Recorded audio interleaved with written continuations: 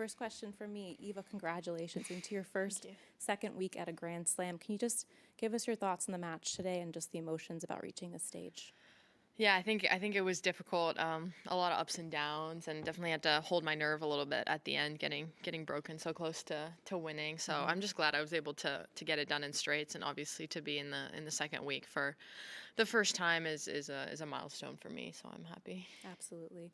Questions, if you could raise your hand. Yes, we'll start with David. Hi, Eva. Congratulations on the win. I'm sure in the preseason when you're setting goals, I'm sure things like make the second week of a Grand Slam and beat a top 10 player are probably somewhere on that list. So what does it mean for you to tick off two pretty big milestones already in January? Yeah, it's great. I mean, you never know kind of how the year is going to start, and obviously I had my hopes to start well and win a lot of matches, but you never know when everything's going to click. So it's really nice to be getting good results this early in the season, and hopefully I can keep going and, and winning some more. Question over here, and then Charlie, go ahead.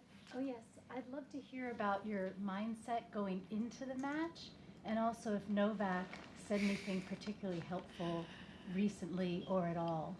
Yeah, I spoke to Novak yesterday a little bit, so it was pretty incredible, and he gave me some very attentive tips for my game and something I can try to incorporate into this match that I just played. So that was one of the things in the forefront of my mind, because I think when Novak gives you some advice, you follow it. Yeah, it was just to open up the court a little bit better, to not rush into the shots all the time, find some more width. So I tried to do that, and it ended well. So I'm just gonna try to keep listening to Novak. Charlie.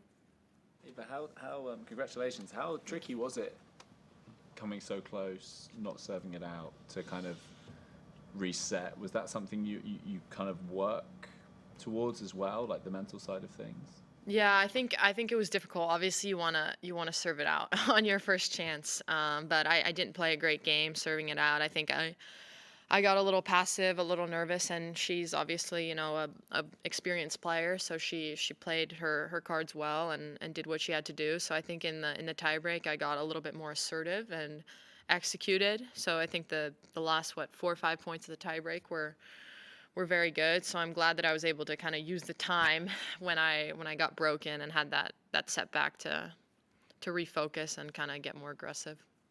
Question in the front. Radio Belgrade. Congratulations, Thank Eva, you. on the great victory. Question, how did you decide not to pursue like a college tennis playing and you went to professional tennis? And the second question, I'm sure you were asked before, but do you go to Serbia? Where do you spend time there? Do you practice? And what is your favorite spot there? Yeah, so firstly, originally when I started playing, it was never about, being a professional. I think everything kind of just went on its own course. I just loved playing really and competing. So definitely for a long time it was getting into a great school and having a good college career, getting a good education. So that was the plan, and then things kind of just took a little bit of a turn, and I'm glad that it wasn't really a 50-50 toss-up with all the eligibility rules. The decision was a little bit made for me to go pro, unless I was just going to give up a lot of money and a lot of points, which I wasn't able to do. So the decision was made for me a little bit, which I'm happy with, and now I think it was definitely the right decision. And with Serbia, I go every year pretty much. I went every year since I was 1, or I don't even know how little my mom can say for that, every year.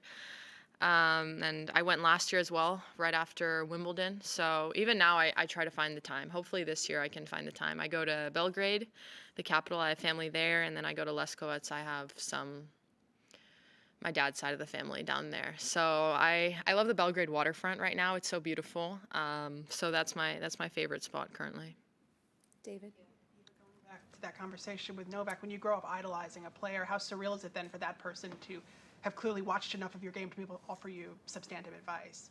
Yeah, it's pretty insane, and you always kind of think about those moments when you're going to meet your idols a little bit, and I think sometimes for certain people it can be a little bit deflating if they are maybe not as nice or open as you anticipated. So I think that happens a lot of times, where you kind of see, oh wow, that's definitely not how it looks like on TV, but I think he's almost even kinder and even more attentive on outside the cameras than what he's portrayed, and it was amazing. I mean, he's so intelligent and smart and really wants to help the younger generation.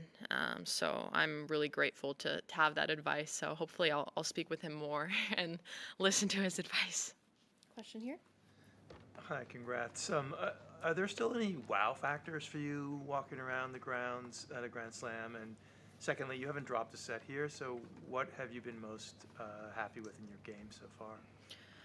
I think I've just done a good job of taking care of business this week. Honestly, I've worked hard to kind of bring my base level up and be able to play good tennis day in, day out. So I don't think I've been playing outside of my level. I think I've just been able to maintain a steady level every day. And even in the previous weeks before this tournament, I played 2 weeks before and had a lot of matches. So I feel like I'm kind of in autopilot a little bit at this point. So it's nice to be kind of in the groove this early in the year.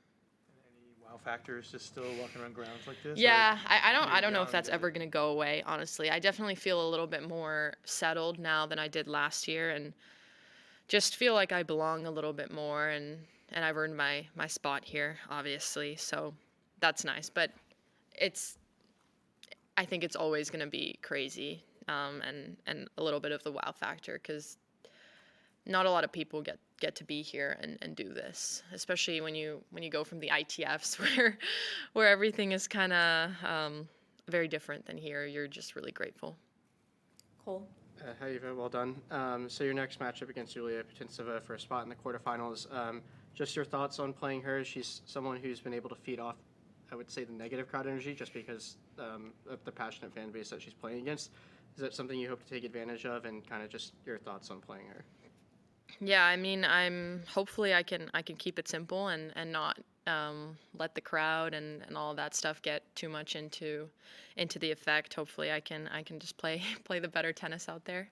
But first meeting, so I've seen her play a bit. I'll definitely look at some more video now that I know I'll be playing her. But I mean, she's been around for a while. She has a lot of experience, and she's definitely in this stage of the tournament for a reason. So it'll be tricky, but I think if I just keep taking care of business, as I said earlier, it'll be a good match.